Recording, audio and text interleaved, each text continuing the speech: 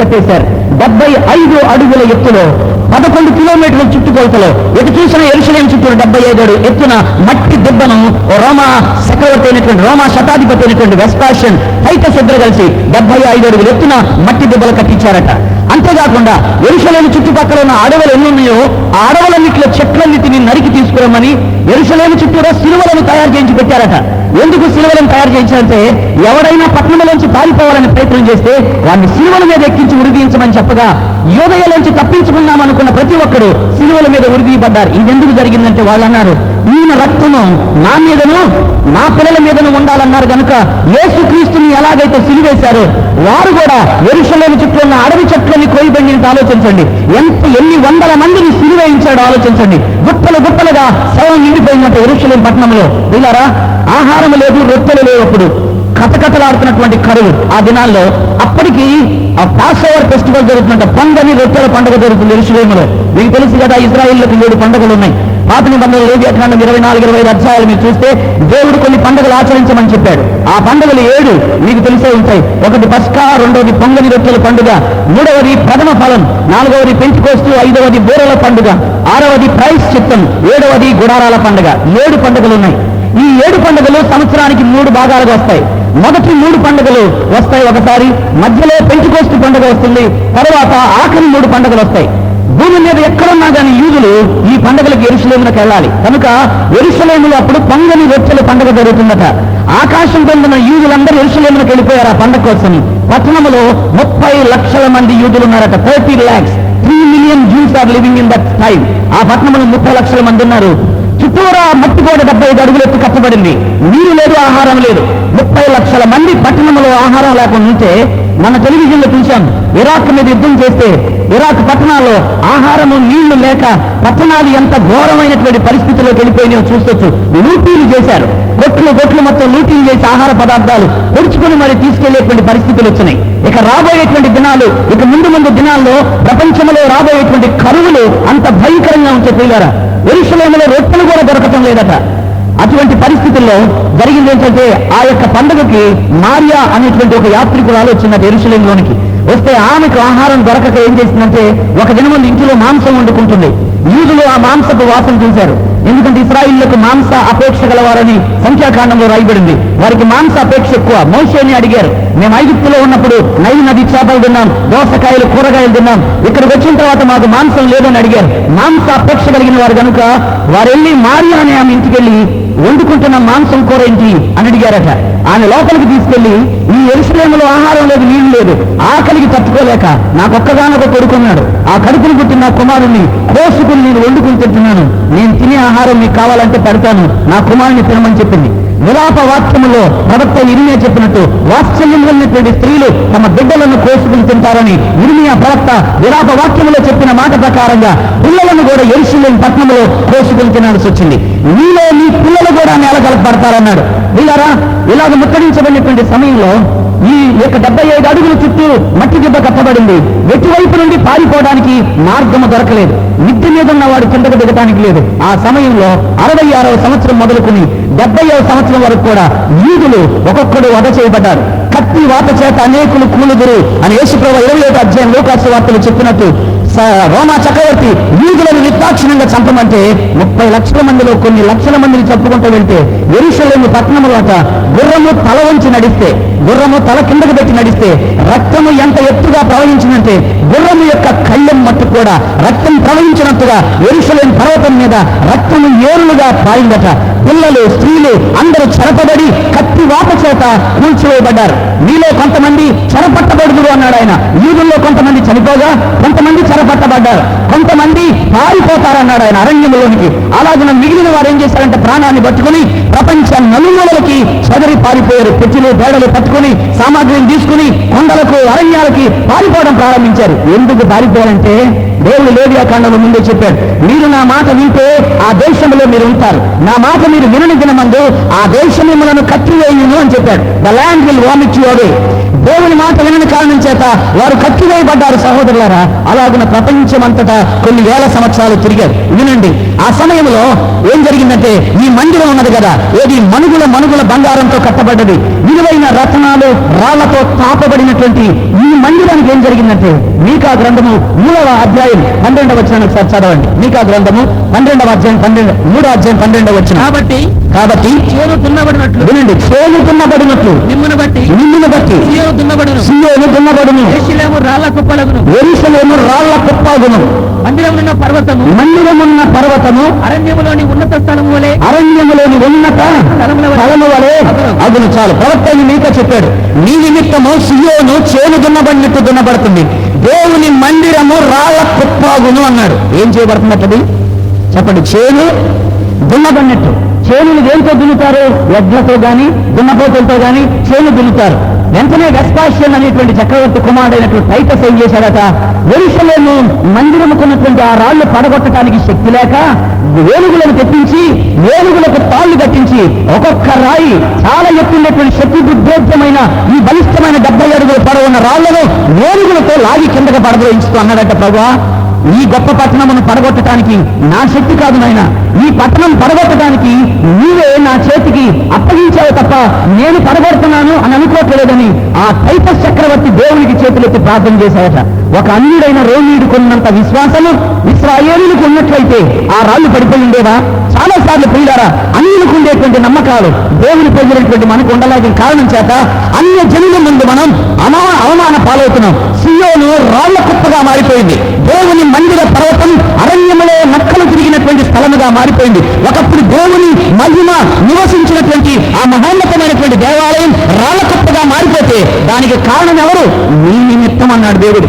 నీ నిమిత్తం సియోను దున్నబడ్డది, రాళ్ల కుప్ప అయిపోయిన తర్వాత దేవుని మందిరం ఉన్నటువంటి స్థలాన్నట తొలగించేశాడు. ఎందుకంటే మీరు చూడండి, తర్వాత చెప్పాడుగా మీకు, 1వ దినవృత్తాంతం 29, 2వ దినవృత్తాంతం 3వ అధ్యాయంలో బంగారము లోపల పోసి మరీ కట్టాడని చెప్తున్నాడు.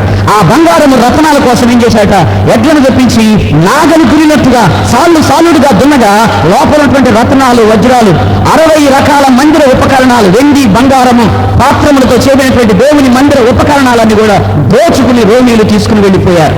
ఇలాగున దేవుని మందిరం పడిపోయింది. యేసుప్రభువు వారు చెప్పారు, రాళ్లతో కట్టబడిందన్నారు కదా, రాయి మీద రాయి ఒకటి కూడా నిలబడిన దినం వస్తుందని చెప్పిన ఆ ప్రవచనం క్రీస్తు శకము 66 నుండి 70 సంవత్సరాల మధ్యలో నెరవేరింది.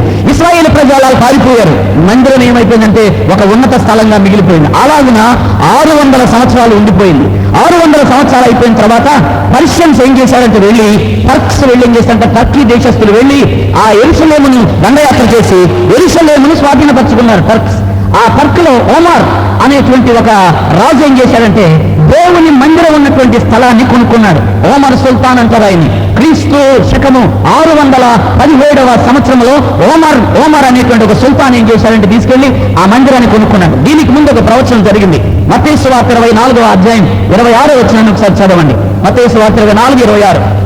కాబట్టి ఎవరైనాను ఇదిగో అరణ్యములో ఉన్నాడని, వినండి, ఎవరైనాను ఇదిగో అరణ్యములో ఉన్నాడని నీతో చెప్పినను వెళ్ళకుడి. చాలా ఆగండి. ఇదిగో ఎవరైనాను నీతో అరణ్యములో ఉన్నాడని చెప్తే వెళ్ళొద్దన్నాడు యేసుప్రభువు వారు. జాగ్రత్త వినాలి. మీలో ఎవరైనా అరణ్యములో ఉన్నాడంటే వెళ్ళొద్దన్నాడు. వీళ్ళారా, ఈ బైబిల్లో రకరకాల జాతుల గురించి ఉంది.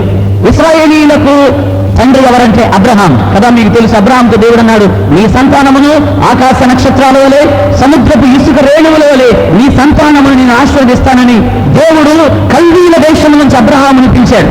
అబ్రహామును పిలిచిన దేవుడు నమ్మదగిన దేవుడైతే అబ్రహాము భార్య అయిన శారా అంది, నీకు నాకు ఇంకా సంతానం కలుగుతారని నాకు ఆశ లేదు. ఐగుప్తీయురాలైన నా దాసి ఉంది, ఆమె పేరు హాగర్, ఆమెతో కూడా నీవు వెళితే మనకొక కుమారుడైన సంతానం కలగవచ్చు కదా అంటే శారా మాట విని అబ్రహాము దేవుని యొక్క నిర్ణయ కాలము వరకు ఆగలేదు. దేవుని అపాయింటెడ్ టైం, నెరవేర్పు కాలం వరకు ఆగకుండా తీసుకుని వెళ్ళి హాగరును కూడగా హాగరు వలన ఒక కుమారుడు పుట్టాడు. అతని పేరు ఇష్మాయేల్. బైబిల్ అంటుంది అతడు అడవి గాడిద స్వభావం కలిగినటువంటి వాడు. అతని చేయి తన సహోదరుల చేతికి ఎప్పుడు విరోధంగా ఉంటుందని దేవుని వాక్యం చెప్తా ఉంది. హాగరు వలన ఇష్మాయేలు పుట్టాడు. ఆ ఇష్మాయేలును దేవుడు ఏం చేశాడంటే అబ్రహాం అన్నాడు, శారా అంది, తనకు కొడుకు పుట్టిన తర్వాత ఇస్సాకు పుట్టిన తర్వాత అంది, అయ్యా ఇతడు మన ఇంట్లో ఉన్న వాళ్ళ ప్రతిదినం అవమానం చేస్తున్నాడు, పెద్దవాడు చిన్నవాడిని కొడుతున్నాడు, ఇంకా ఎందుకు ఈ బానిస నా ఇంట్లో ఎందుకు ఉండాలి, ఆమెను ఆమె కుమారుని వదిలేయి అని చెప్పినప్పుడు దేవుని వెళ్ళి సంప్రదించాడు అబ్రహాం. ప్రభువా, ఇష్మాయేల్ని ఏం చేయమంటావు అన్నాడు. ఏం చేయమంటావంటే నీ భార్య అని శారా చెప్పింది చెయ్యి, తీసుకెళ్లి అరణ్యంలో వదిలిపెట్టేయమన్నాడు. తీసుకుని వెళ్లి పారాను అనే అరణ్యంలో తీసుకెళ్లి వదిలిపెట్టేశాడు. పారాను అనే అరణ్యంలో వదిలిపెట్టాడు అబ్రహాము, గాని యెహోవా వదిలిపెట్టలేదు వాళ్ళని. గుర్తుంచుకోండి, God did not forsake them. ఎందుకో తెలుసా? అబ్రహామును అందుకనే దేవుడు తన కొడుకుని తీసుకెళ్లి ఇస్సాకుని, నీవు ప్రేమించిన ఏకైక కుమారుని తీసుకుని వెళ్లి బలి ఇవ్వమన్నాడు. కారణం, సొదొమను గురించి నాశనం చేస్తుంటే వెంటబడ్డాడు, కానీ ఇష్మాయేల్ని వదిలిపెట్టేయమన్నప్పుడు మాత్రం దేవుణ్ణి అడగల. ఎందుకు వదిలిపెట్టాలి ప్రభా, న్యాయం ఉండాలి కదా అని అడగలేదు. కనుక నీవు ప్రేమించిన ఇస్సాకుని తీసుకెళ్లి కట్టి మాకు బలి ఇవ్వమని దేవుడు అడగాల్సి వచ్చింది. గమనించండి, అబ్రహాము వదిలిపెట్టినా దేవుడు వదిలిపెట్టలేదు. పారాను అరణ్యంలో ఏడుస్తున్నాడు, నీళ్లు లేక ఎండిపోయిన స్థలంలో చచ్చిపోవడానికి సిద్ధంగా ఉంటే హాగరు, ప్రభా నా కన్న కొడుకు మన్నాన్ని చూడలేకపోతున్నానని హాగరు ఏడిస్తే దయగలిగినటువంటి దేవుడు ఆయన, దయగలిగిన దేవుడు దాసీ బిడ్డలను, వడ్రాలు బిడ్డలను, వేశ్య సంతానాలను కూడా ఆశీర్వదించినటువంటి దేవుడు కదా ఆయన. ఆయన ప్రేమ ఎంత గొప్పదండి! ఆయన నాడు మహాగణుడును, మహోన్నతుడు, ఉన్నత స్థలముల్లో నివసించే దేవుడే కాదు, నేను సాత్వికుడైన వారి దగ్గరకు వచ్చి, వినయము గల వారి దగ్గరకు వచ్చి నివసించే దేవుడని కూడా. పైన దేవుడిని అనుకోవద్దు, నా అంత దగ్గరగా మీ దగ్గర నివసించే దేవుడు వేరొక దేవుడు లేడని గుర్తుంచుకోమన్నాడు. దిగి వచ్చి దేవుడు చిన్నవాడి మొర విని దేవుడు నీళ్లు ఊటను చూపించగా బ్రతికాడు. దేవుడు విన్నాడు, ఇష్మాయేలు నేను ఆశీర్వదిస్తున్నానన్నాడు. ప్రియులారా, ఆ ఇష్మాయేలు సంతానమే అరణ్య సంతానం. ఆ అరణ్యంలో ఉండిపోయారు వాళ్ళు. యూదులను ఏమంటారంటే people with text book, people with book అంటారు. వారికి గ్రంథము ఉన్న ప్రజలు అంటారు యూదుల్ని. ఈ ఇష్మాయేల్ని ఏమంటారంటే పీపుల్ వితౌట్ బుక్ అంటారు, ధర్మశాస్త్రము లేని జనం వాళ్ళు. వీళ్ళు కొన్ని వేల సంవత్సరాల వరకు కూడా పాత నిబంధనలో యూదులు ఏ ధర్మశాస్త్రాన్ని అనుసరించారో ఈ ఇష్మాయేలీలు కూడా అదే ధర్మశాస్త్రాన్ని అనుసరిస్తూ వచ్చేవాళ్ళు. వారు దేవాలయానికి వచ్చేటువంటి వాళ్ళే, వారు దేవుని ధర్మశాస్త్రాన్ని అనుసరించేవాళ్ళు. కానీ క్రీస్తు శకం 617వ సంవత్సరంలో ప్రభు చెప్పినట్టు అరణ్యములోంచి ఒకడు వస్తాడన్నాడు. అరణ్యములోంచి బయలుదేరి వచ్చాడు. అతని పేరు ముహమ్మద్ అనేటువంటి ప్రవక్త. 617వ సంవత్సరంలో ఇస్లాం మతం స్థాపించబడ్డది. అరణ్యములో ఉన్నాడంటే వెళ్ళొద్దన్నాడు. కొంతమంది మోసగించబడ్డారు. మా మహమ్మద్ ప్రవక్త వచ్చన్నాడు, జిబ్రాయేల్ అనేటువంటి దూత నాకు ఒక దర్శనం ఇచ్చింది, జిబ్రాయేల్ అనేటువంటి దూత వలన నాకు ఖురాన్ ప్రత్యక్షత లభించిందని చెప్పగానే మహమ్మదీయులందరూ అప్పటి వరకు ఈ యొక్క పాత నిబంధనను అనుసరిస్తున్నటువంటి ఆ మహమ్మదీయులు వెళ్లి ఖురాన్ అనేటువంటి మతాన్ని అవలంబించారు. ఆ కారణం చేత 617వ సంవత్సరంలో ఇస్లాం మతం స్థాపించబడ్డది. తదుపరి 691వ సంవత్సరంలో ఓమర్ మసీద్ అనే ఒక మసీద్ అక్కడ కట్టాడు. అంటే మహమ్మద్ ప్రవక్తకి 3వ మసీద్ అది. మక్కా, మదీనా, అల్ అక్సా అంటారు ఈ మూడిటిని. మక్కా ముఖ్యమైనది, తర్వాత మదీనా తర్వాత యెరూషలేములో ఈ మందిరం ఉన్న స్థలంలో ఇప్పుడు కట్టబడిన మసీదు చాలా ప్రాముఖ్యమైనది. సామాన్యమైన మసీదులో 500 నమాజులు చేస్తే అక్కడ ఒక నమాజు చేస్తే సరిపోద్దట. మనంటాం నీ సన్నిధిలో ఒక్క దినము గడుపుట అన్నట్టుగా వాళ్ళకి మామూలు మసీదులో ఒక 500 ప్రార్థనలు, అక్కడ మసీదుకి ఒక ప్రార్థనతో సమానమని మహమ్మదీయులు నమ్ముతారు. అక్కడ పర్షియన్స్ వచ్చి ఒక అందమైనటువంటి మసీదును కట్టారు. ఆ మసీదు మీద మొజాయిక్ రాళ్లు ఉంటాయి. ఆ రాళ్ల మొత్తం మీద ఖురాన్ చెక్కబడ్డది. ఇప్పుడు మీరు అక్కడికి వెళితే సొలొమోను దేవాలయం అక్కడ లేదు, అక్కడ మసీదు మాత్రమే ఉంది. ఆ మసీదుకి ఉత్తర పడమర వైపున ఒక గోడ ఉంది, వెస్టర్న్ వాల్ అంటారు. ఆ గోడ దగ్గర చీట్లు పెట్టి యూదులు ఆరాధిస్తూ ఉంటారు. అయితే దేవుని వాక్యం ఏమంటుందంటే అంజూరపు చెట్టు మళ్ళా చిగురించాలి. అంజూరపు చెట్టు చిగురించాలి అంటే మళ్ళా పరిశుద్ధ స్థలం నిర్మించబడాలి. దానియేలు 9:27 చెప్పాడు, పరిశుద్ధ స్థలంలో హేయమైన వస్తువు నిలబడాలని. తర్వాత 24 మత్తయి సువార్త 15వ అధ్యాయంలో యేసు ప్రభువు మళ్ళా తిరిగి అదే మాటను దానియేలు చెప్పిందే తిరిగి ప్రస్తావించాడు. 2వ తెస్సలోనిక 2వ అధ్యాయం 3వ వచనంలో పౌలు అన్నాడు, దేవుడు పూజించబడిన స్థానంలో సాతాను క్రీస్తుని లేని పూజించబడతాడన్నాడు. ఆమోసు 9:11లో దావీదు గుడారం మళ్ళా తిరిగి కట్టబడద్దన్నాడు. మళ్ళా ఇక్కడ దేవుని ఆలయం కట్టబడాలి. దేవుని ఆలయం కట్టబడాలంటే సామాన్యమైన పని కాదు. ఇప్పుడే చూస్తున్నాం, ఒక అయోధ్యలో ఉన్నటువంటి ఒక మసీదు కోసం ఇరు మతాలకి చిచ్చు వస్తే ఎంత భయంకరంగా ఉంటుందో చూస్తున్నాం మన దేశంలోనే. మరి ఇది ప్రపంచ ప్రఖ్యాతిగాంచినటువంటి ఒక మాస్క్ ని పడగొట్టి మళ్ళా తిరిగి దేవాలయం కట్టడం సామాన్యమైనటువంటి పని. కానీ దేవుడైన యెహోవా సెలవిచ్చాడు, దేవుడే కట్టుకుంటాడు. దేవునికి స్తోత్రం చెల్లిద్దాం. హల్లెలూయా, హల్లెలూయా. దేవునికి అసాధ్యమైన కార్యం అంటూ ఏది లేదని దేవుని యొక్క వాక్యం చెప్తుంది. పడిపోయిన దావీదు గుడారాన్ని తిరిగి కడతాడు. ఆ దినమున్న మరలా ఇశ్రాయేలుతో నేను ఒక నూతన నిబంధన చేస్తాను. ఇప్పుడు మీరు ఎక్కడికి వెళ్ళి యూదులతో యేసుక్రీస్తు గురించి చెప్తే ఏ ఇశ్రాయేలీయుడు నమ్మడు యేసుక్రీస్తుని గురించి. రబ్బీ అని మాత్రమే అంటారు కానీ సేవియర్, రక్షకుడు అని మాత్రం ఒప్పుకోరు వాళ్ళు. కానీ వాళ్ళు కూడా ఒప్పుకునే ఒక రోజు ఉంది. అది ప్రవక్త అని జకరియా చెప్పాడు.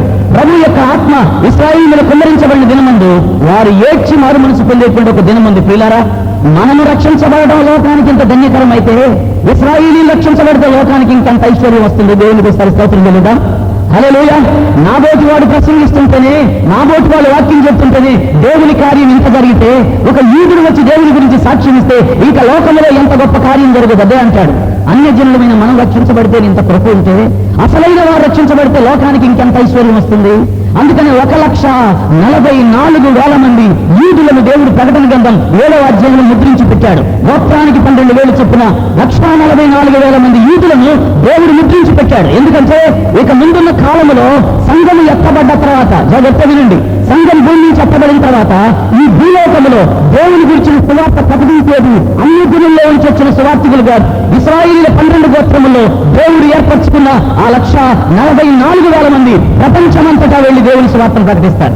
ఈ 1,44,000 మంది ఎవరంటే సిలోన్ పెంతెకొస్తేవాళ్ళు మేమే అంటారు వాళ్ళు.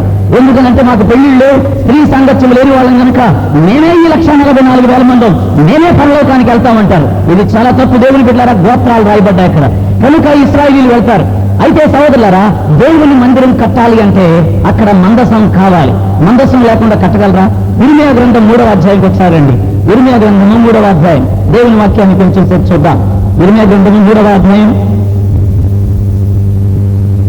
16వ వచనం చదవండి. 3:16.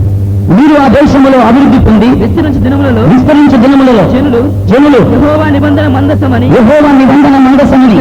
ఇక చెప్పరు. అది వారి మనసులోనికి రాదు. దానిని జ్ఞాపకము చేసుకోరు. అది పోయినందుకు చింతపడరు. ఇక మీదట దాన్ని చేయరాదు. వినండి, దేవుని వాక్యం ఇర్మియా అన్నాడు, దేవుని మందసం పోయింది అన్నాడు. ఎప్పుడు పోయింది ఈ దేవుని మందసం? ప్రియులారా, ఆ మందసం తోడు ఉంటే ఎర్ర సముద్రం పాయలైంది. ఆ మందసం మోస్తున్న యాజకులు కాళ్ళు యొర్దాను తాకితే యొర్దాను నీళ్లు 2 పాయలైనవి. దేవుని బల సూచకమైన ఆ బంగారు పెట్టి పోయిందన్నాడు ఇర్మియా. ఎట్లా పోయిందంటే, రాజు అయినటువంటి నెబుకద్నెజరు కుమారుడు దండయాత్ర చేసినప్పుడు నెబుకద్నెజరు దేవుని మందిరంలో ఉన్న సామగ్రిని మొత్తం ఎత్తుకుని పోతుంటే ఇర్మియా చూసి ఉండలేక ఏం చేశాడట, దేవుని మందసాన్ని తీసుకుని ఎత్తుకుపోయాడట ఇర్మియా. ఎందుకంటే దేవుని మందసం మరలా పోకూడదు.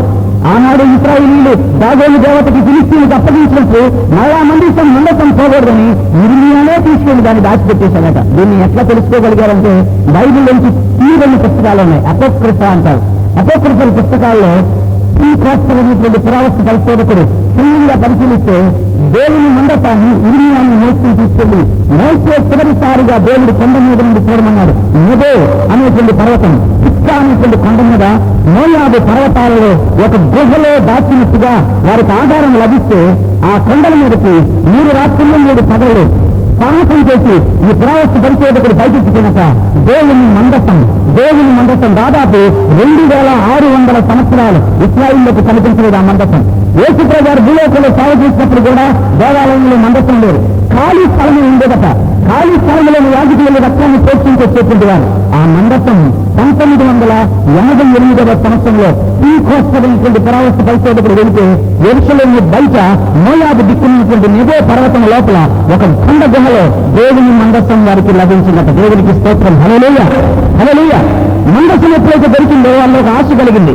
దేవుని మందసం దొరికింది కదా, ఇక దేవాలయం ఎందుకు కట్టకూడదు, మనం కావలసిన ముఖ్యమైనటువంటి దొరికింది, దేవుని మందసం దొరికింది కాబట్టి దేవాలయం కట్టాలని యూదులు ఒక నిర్ణయానికి వచ్చారు. నేను చెప్పాను, దేవాలయం లేదు అక్కడ, ఏముంది అక్కడ? మసీదు ఉంది. ఇప్పుడు మందసం దొరికింది. మందసం దొరికిన వెంటనే వాళ్ళకి ఆసక్తి పెరిగింది, మందిరం కట్టాలని. వెంటనే టెంపుల్ ఫౌండేషన్ అనేటువంటి ఒక సంస్థను స్థాపించి కహాతీయుల వంశాన్ని ఏర్పాటు చేశారట. కహాతీయ కుమారుడైనటువంటి అహరోను, మోషే వీళ్ళందరూ కహాతీయులు. లేవీ కుమారులలో కహాతీయ వంశమే దేవుడి యాజకత్వానికి ఎన్నుకున్నాడు. దేవుని మందసాన్ని గాని, దేవుని గుడార పనిముట్లు గాని, దేవుని సేవ చేసేటువంటి విధానం గాని కహాతీయ వంశం మాత్రమే చేయాలి. కనుక వీళ్ళు ఎక్కడున్నారో కనిపెట్టి వారిని తీసుకుని వచ్చి ఇప్పుడు టెంపుల్ ఫౌండేషన్ వారు దేవుని యొక్క మందిర ఉపకరణాలలో దాదాపు 60 ఉపకరణాలు ఇప్పటికే పూర్తిగా సిద్ధం చేసి ఉంచారు. అయితే ఒక్కటి దొరకాల్సి ఉంది వాళ్ళకి. సంఖ్యాకాండము 19వ అధ్యాయం చూడండి ఒకసారి. సంఖ్యాకాండము 19వ అధ్యాయం ఒకసారి దేవుని వాక్యాన్ని చూద్దాం. సంఖ్యాకాండము 19వ అధ్యాయం 1వ వచనం చదవండి. యెహోవా మోషే అహరోనులకు ఇలాగ సెలవిచ్చాను, యెహోవా ఆజ్ఞాపించిన ధర్మశాస్త్ర విధి ఏదనగా ఇశ్రాయేలీయులు కళంకము లేనిది మత్స లేనిది ఎప్పుడును కాడి మోయనిది ఏ పెయ్యను అందరూ చెప్పాలి, ఎర్రని పెయ్య, ఎర్రని పెయ్య ఇప్పుడు కావాలి వాళ్ళకి. మందసం దొరికింది, కహాతీయ వంశాన్ని గుర్తించారు, 60 రకాల మందిర ఉపకరణాలు సిద్ధం చేశారు. వీర్యము తుల్యము అని యాజకుడు రొమ్ములు ఉండేటువంటి ఆ విలువైనటువంటి వాటిని సంపాదించారు. 11 రకాలైనటువంటి సుగంధ ద్రవ్యాలు సిద్ధం చేసి పెట్టారు. ఎక్కడ దేవుడు ఏ రకంగా కలపమన్నాడో ఎగ్జాస్టింగ్ ఏర్పాటు చేశారట. ఏ మాత్రం దేవుడికి విరోధమైన పని చేయకూడదు. కరెక్ట్ గా వాటిని వెతికి సిద్ధం చేస్తే వాళ్ళకి కావాల్సింది ఇప్పుడు ఎర్రని పెయ్య. ఎర్రని పెయ్య అంటే కళంకము లేదు. ఆ ఎర్రని పెళ్లి గురించి ఆ పెళ్లి ఎలా ఉండాలంటే ఉంటుంది, ఎర్రని పెళ్లి వెలుపుకలు మొత్తం ఎరుపు రంగులో ఉండాలి. ఒక్క ఎంపిక తెల్లగా కానీ ఒక్క ఎంపిక నల్లగా కానీ ఉండటానికి లేదు. ఒక దూడని తీసి దాని ఎంపికలు రంగులు కూడా మీరు చూడాలంటే దేవునికి అర్పించవలసిన బలి ఎంత కరెక్ట్ ఉండాలి ఆలోచించండి. ఒక ఎంపిక తెల్లగా అవ్వకూడదు, ఒక ఎంపిక నలుపు అవ్వకూడదంటే దూత అద్దాలు పెట్టి ఈ రబీ పెళ్లి చేశారంటే ఇశ్రాయేల్ దేశం మొత్తం వెతికారట. ఎర్రని పెళ్లి ఎక్కడ ఉన్నాయని వెతికితే గత కొన్ని సంవత్సరాల క్రితం ఎర్రని పెయ్య ఒకటి దొరికింది. ఆ పెయ్యని కొందరు ప్రముఖులైనటువంటి రబీస్ వాటిని భూతద్దాల్లో పెట్టి చూస్తానటండి. ఆ ఎర్రని పెయ్యికి ఒక్క నలుపు గాని ఒక్క తెలుపు గాని వెంట్రుక దొరకని ఎర్రని పెయ్యి ఇప్పటికే టెంపుల్ ఇన్స్టిట్యూట్ అనేటువంటి సంస్థ యొక్క ఆధ్వర్యంలో ఆ ఎర్రని పెయ్యి సిద్ధంగా ఉంది. అంటే పాప పరిహారార్థ బలి ఇవ్వటానికి బలి సిద్ధమైంది. మరి ఇంకొకటి దొరకాలి వాళ్ళకి. చూద్దాం 19వ అధ్యాయం 9వ వచనం చదవండి. ఇప్పుడు సంఖ్యాకాండం 19:9. మరియు పవిత్రుడైన ఒకడు ఆ పెయ్య యొక్క భస్మమును పోగు చేసి పాలము వెలుపలను స్థలమందు ఉంచవలను. అందరూ చెప్పండి, భస్మము పోగు చేసి పాలము వెలుపలను పవిత్ర స్థలమందు ఉంచవలను. ఇప్పుడు ఆ బూడిదను పాప పరిహారార్థ బలి ఇచ్చిన తర్వాత దాని యొక్క అంతరములో దాని యొక్క పేడ దాని యొక్క అవయవాలు కాల్చి బూడిదను తీసుకెళ్లి ఒక కుండలో పెట్టి ఆ కుండను తీసుకెళ్లి పవిత్రుడైన యాజకుడు పాలెం బయటికి తీసుకెళ్లి ఒక పవిత్ర స్థలములో ఆ బూడిదను ఉంచాలి. అది ఎప్పటి వరకు ఉంచాలంటే మరొక సంవత్సరం మంది ఇంకొక పెళ్లిని ఇవ్వాలంటే ఆ బూడిదలోది కొంత తీసుకుని పరిశుద్ధమైనటువంటి నీళ్లు పారుతూ ఉన్న నీళ్ళలో బూడిదను కలిపి బూడిదను ఈ నీళ్లు కలిసిన దాంట్లో చేదు కూరాకు గోడలలో మొలిసేటువంటి హిస్సోపు అనేటువంటి ఆ ఆకులను తీసుకొచ్చి కట్టకట్టి ఆ హిస్సోపు కట్టను బూడిద కలిపిన ఈ నీళ్ళలో మించిన ఈ కట్టను తీసి ఏ మనుషుడైతే బలి ఇస్తాడో అతని మీద జల్లితే అతను పరిశుద్ధుడవుతాడనమాట. ఇప్పుడు క్రీస్తుకు పూర్వం ఆగిపోయింది ఆ బలి ఆగిపోయింది, ఎందుకంటే దేవాలయం పడగొట్టబడ్డది. అప్పుడు ఆఖరి బలి యొక్క భస్మమును తీసుకెళ్లి ఎవరో ఎక్కడో చోట దాచి ఉంటారు. ఆ భస్మం ఇప్పుడు దొరికితే ఇప్పుడు దొరికిన ఈ ఎర్రని పైని వధించాలి అంటే వధించబోయేటువంటి యాజకుడు ఆ పాత బూడిద నీళ్లను ఆ పరిశుద్ధ శుద్ధ జలం అంటాడు దావీదు, అదే శుద్ధ జలం పాప పరిహారార్థ బలి బూడిదను నీళ్లలో కలిపి విశ్వపు కట్టను ముంచి యాజకుడి మీద జల్లిన తర్వాత పాప పరిహారార్థ బలి ఇచ్చి ఆ బలి రక్తాన్ని తీసుకుని పరిశుద్ధ స్థలము లోపలికి వెళ్ళాలి, లేక వెళ్ళటానికి వీల్లేదు. ఇప్పుడు వాళ్ళు వెతుకుతున్న దేనికంటే ఈ కలాల్ అనేటువంటి బూడిద ఉన్నటువంటి పాత్ర కోసం అన్వేషణ జరుగుతుంది. కుమ్రాను అరణ్య ఎడారిలో ఎక్కడుందో అని వెతుకుతున్నారు. దేవుని బిడ్డలారా, అది దొరికే సమయం తప్పకుండా ఉంటది. ఎందుకంటే దేవుని వాక్యములోంచి సున్నైనను పెళ్ళైనను తీయబడదు. నేను నమ్మకంగా చెప్పగలను, దేవుడు చెప్పినటువంటి ప్రవచనాల్లో ఒక్కటి కూడా ఈనాటికి తప్పిపోయింది లేదు కనుక ఇది దొరికే సమయం ఆసనమైంది. ఇశ్రాయేలు ప్రజలు దేవుని మందిరాన్ని కట్టడానికి సిద్ధపడుతున్నారు. ఈ ఎర్రని పెయ్యను దొరికిన తర్వాత ఇశ్రాయేలీలు దీని కొరకు ఇప్పుడు సన్నాహాలు చేసి ఉంచారు, అన్నిటినీ సిద్ధం చేశారు. ఆ మందిరాన్ని కట్టడానికి ఇక చివరి పనిముట్లు దొరకవలసి ఉన్నాయి. ఆ పనిముట్లు లభించిన వెంటనే దేవుని మందిరాన్ని కడతారు. ఆ మందిరం కట్టగానే జరిగేటువంటి ఒక భయంకరమైనటువంటి యుద్ధాన్ని గురించి యెహెజ్కేలు గ్రంథం 38వ అధ్యాయంలో రాయబడింది. ఒకసారి చెప్పండి, యెహెజ్కేలు గ్రంథం 38వ అధ్యాయం, యెహెజ్కేలు చాప్టర్ 38 మొదటి వచనం చదవండి. దేవుని మందిరాన్ని కట్టిన వెంటనే ఒక యుద్ధము సంభవించవలనుందని దేవుని వాక్యం చెప్తుంది.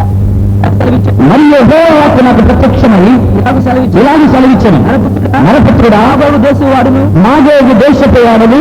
ఆదికాండం 10వ అధ్యాయంలో చూస్తే నోవాహు కుమారుల యొక్క వంశాన్ని చూస్తే మాగోగు గోగులు అనేటువంటి వారి యొక్క తండ్రులు వారి యొక్క సంతానం ఏంటో దాని గురించి రాయబడ్డది. మాగోగు దేశపు వాడవు గోగు అనగా రోష్ అనేటువంటి ఈ యొక్క హీబ్రూ భాషకు అర్థం రష్యా.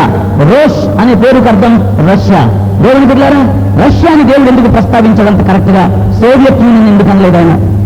సోవియట్ యూనియన్ పేరు పెట్టకుండా రోష్ అని డైరెక్ట్ గా అన్నాడు ఆయన. దేవునికి సమస్తం తెలుసు. దానియేలు 4వ అధ్యాయం 16 అంటాడు, మానవుల రాజ్యాల మీద నీవు అధికారి అన్నాడు. నీకు తెలుసా, భూమి మీద ఏ రాజ్యం ఎప్పుడు పుట్టాలో ఏ రాజ్యం ఎప్పుడు చావాలో దేవుని చేతిలో ఉంటుంది. ఏ రాజు పైకి సింహాసనం ఎప్పుడు ఎక్కాలో, ఏ రాజ్యం ఏ రాత్రి పడిపోద్దో, ఏ సమయంలో ఎవరి చేతిలోంచి పడిపోద్దో రాజు అయిన బెల్షాజరుకు చెప్పాడు, ఈ రాత్రే నీ రాజ్యం నీ చేతిలోంచి మాదీయులకున్న పరిస్థితులకు ఇవ్వబడుతుందని ఆ మొండి చేయి గోడ మీద రాసిన దినమందే దేవుడు చెప్పాడు. అలాగే ఆ రాత్రే పడిపోయింది కదా. దేవునికి తెలుసు. రోష్ అని పేరు ఎందుకన్నాడంటే, సోవియట్ అనేటువంటి పేరు 10 సంవత్సరాల క్రితం ప్రపంచంలో ఉన్నటువంటి ప్రతి ఒక్క చదువుకున్న విద్యార్థికి తెలుసు. గడగడలాడించినటువంటి సామ్రాజ్యం అది. ఆ సామ్రాజ్యం సంయుక్త రాష్ట్రాలు ఏవైపోయినాయి ఇప్పుడు లేవు. దానికి కారణం ఏంటో తెలుసా? దేవుడు అన్నాడు మోషేతో, మోషే ఒక్క దెబ్బతో జనమును చంపగలనేనన్నాడు. 1 shot I can kill the nation అన్నాడు. జనములను ఒక్క దెబ్బ చాలన్నాడు. ఒక్కనాటి ప్రసవ వేదన వలన ఒక జనాంగము పుట్టదా అన్నాడు దేవుడు యెషయా గ్రంథంలో. అంటే ఒక్క దెబ్బతో చంపగలడు రాజ్యాన్ని, ఒక్క బిడ్డను పుట్టించి జనాంగముగా మార్చగలిగినటువంటి దేవుడు ఆయన. చేద నుండి నీటి బిందువులు జారినట్లు రాజ్యములు పడిపోతున్నాయి అన్నాడు. శ్వాసం మీద పొట్టి ఎగిరినట్టు ఎగిరిపోతున్నాయి భూరాజ్యములు అన్నాడు. ఆ రాయి ప్రతిమకు తగలగా ఆ ప్రతిమ తునాతునకరైపోతే గాలి చేత ఎగరగొట్టబడ్డ రాజ్యాలన్నాడు. సోవియట్ యూనియన్ ప్రపంచాన్ని గడగడలాగించి ఉండవచ్చు, కానీ క్రైస్తవ్యమునకు ఎదురు తిరిగింది. దేవుని సువార్తకు స్థలం ఇవ్వలేకపోయింది. దేవుని సువార్తికులను చిత్రహింసలు పెట్టింది. క్రైస్తవులు అనేక మందిని హతసాక్షులుగా చేశారు. పిల్లరా, అటువంటి సోవియట్ సామ్రాజ్యం ఏమైపోయిందో సార్ ఒక్క దెబ్బకి కారణం యెషయా గ్రంథం 43:5 చదవండి. యెషయా గ్రంథం 43వ అధ్యాయం 5వ వచనం చదువుదాం. దేవుని వాక్యం ఏమంటుంది? 43:5. భయపడకును, నీకు తోడై ఉన్నాను. అమ్మా చదవండి, చదువు. తూర్పు నుండి నీ సంతానమును పడవ నుండి నేను సమకూర్చి రప్పించదను.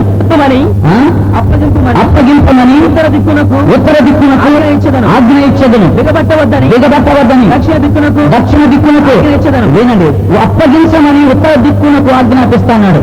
ఉత్తర దిక్కు అంటే ఇశ్రాయేలు దేశమునకు ఫార్ నార్త్, దూరమునున్నట్టు ఉత్తరము నుండి. మీరు 38వ అధ్యాయం తర్వాత రోష్ దూరమును ఉత్తరము నుండి అన్నాడు. ఫార్ నార్త్ ఇశ్రాయేల్ దేశమునకు దగ్గరగా ఉన్న ఉత్తరం సిరియా అయితే, దూరముగా ఉన్న ఉత్తరము రోష్ అంటే రష్యా. అక్కడి నుంచి అన్నాడు దూరముగా ఉన్న ఉత్తరమునకు ఆజ్ఞాపించాలంటే అప్పగించు నా బిడ్డల్ని. ఎప్పుడు వెళ్ళారు ఈ బిడ్డలు? ఇలా చెప్పాను కదా, క్రీస్తు శకం 66 సంవత్సరాలు చెదిరిపోయిన యూదులు రష్యాకి వెళ్ళిపోయారు. రష్యా దేశంలో కొన్ని సంవత్సరాలు ఉండిపోయారు. కమ్యూనిస్టు కింద నానా హింసలు అనుభవించారు. హిట్లర్ చేతిలో భయంకరమైన వదలను అనుభవించారు. ఇప్పుడు దేవుడు ఏం చేశారంటే యూదులను పోగు చేస్తున్నాడు. యెషయా 11:12 ఉన్నాడు, భ్రష్టులైన ఇశ్రాయేలీలను భూమి యొక్క 4 దిక్కుల నుంచి నేను పోగు చేసుకుంటానన్నాడు ఆయన. అలాగే దేవుడు పోగు చేసినప్పుడు అతండి సోవియట్ యూనియన్ యూదులను పంపనుందట. దేవుని మాట వినండి, యూదులకు మేము వేషాలు ఇవ్వం, తిరిగి వెళ్ళడానికి అవకాశమే లేదన్నారు. దేవుడు అంటున్నాడు ఉత్తరమా అప్పగించు అన్నాడు. ఆ మాట తీసుకుని ఏమైందో తెలుసండి, సోవియట్ యూనియన్ ముక్కలు చక్కలుగా బాలిస్టిక్ స్టేట్స్ అని విడిపోయి ముక్కలైపోయింది. ఇప్పుడు సోవియట్ యూనియన్ ఒక స్థితిలో లేదు, రష్యా అనే దేశం మాత్రం మిగిలిపోయింది. ఆయనకు తెలుసు ఒక్క రోజులో రాజ్యాలు పుట్టించగలడు, ఒక్క రోజులో రాజ్యాన్ని చంపగలడు. ఎదురు తిరిగిన ఏ రాజ్యం నిలబడదు.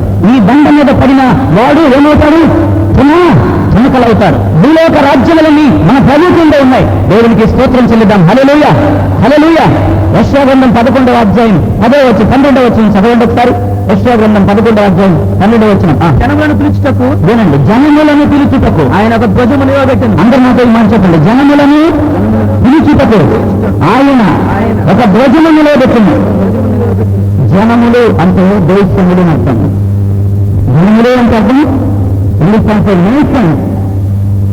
నేషన్స్ పిలవడానికి ఒక ధ్వజము మీద పెడతాను. ధ్వజం అంటే జెండా. దేశాలన్నింటినీ ఒక దగ్గరకు రమ్మన్నాడు దేవుడు. నేను పిలుస్తున్నాను రండి అన్నాడు. అంటే దేశమంతా కూడా మాట్లాడతాడన్నా, మాట్లాడగలిగినటువంటి దేవుడు ఆయన దేశములను పిలిచి